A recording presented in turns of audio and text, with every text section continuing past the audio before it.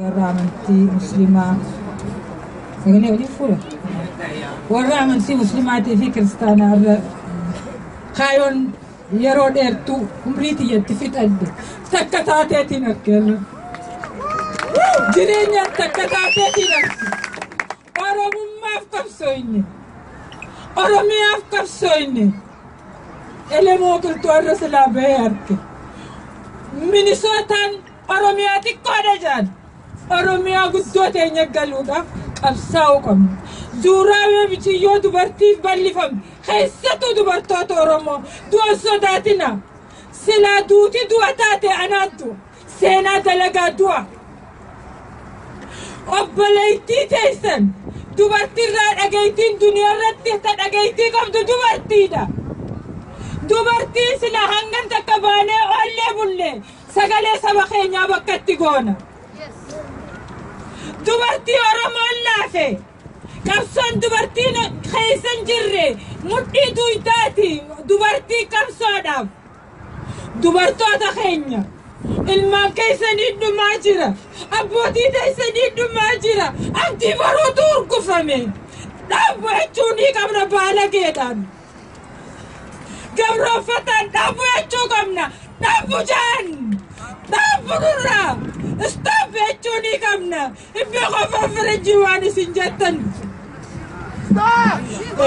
dhaabbu jechuun ni qabna dhaabbu abdii baruutu dhaabbu warra manguddoo je'ee warra akka Abdulaziz warra akka Abbaa Duulaatiin dhiiga ilmaan Oromootiin harka hin dhiqatina jechuu ni qabna. Dhiiga hin dhiqatina. Abbaa Duulaa Abdulaziz dhiiga ilmaan Oromootiin hin dhiqatin.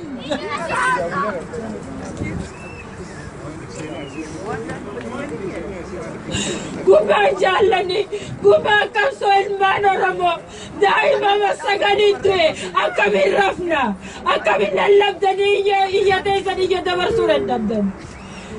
Za'aatii damii za'aa kudhattorba oofeetiin dhufee bar isinii wajjin kooda fudda jee iyya dabarsa Oromoo sanyii namaa. Daabsa qiyyaanii qabu kaayirootiya guyyaa murtii du'aatiyya ifkanni sannaaf isin biraan jiru Oromiyaa jabaadha rabbiin isin biraan jiraatu. Oromiyaatti Oromooti. Oromiyaatti Oromooti. Qabsaawwanni quba qabsoon itti fufti. Gadaamessi haadha teenyaa goota miliyoonaan dhala. Miliyoonaan dhala. Jabeessa qabdu Oromoon goota malee. Oromoo firoonfachuu malee diinummaan qabdu. Qabeenya keenya irratti numaa abbaadha. Barattuu dhiiga keenyaan taphattammoo rabbi nurraa ijaa qabu. Rabbi ija nurraa qabu. Dubbataa irraa tapha rabbi nurraa qabu.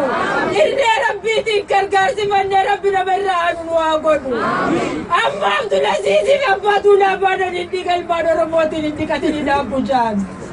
Osoo ilmaan Oromoo du'aa jiranii osoo reefni ba'aa jiru duutiin jirtu jee namni hin jiru jee. Junaidin Saatona barmootaa fudhatu alagaan alaguma firanuun ta'u injifannoon uummata Oromooti.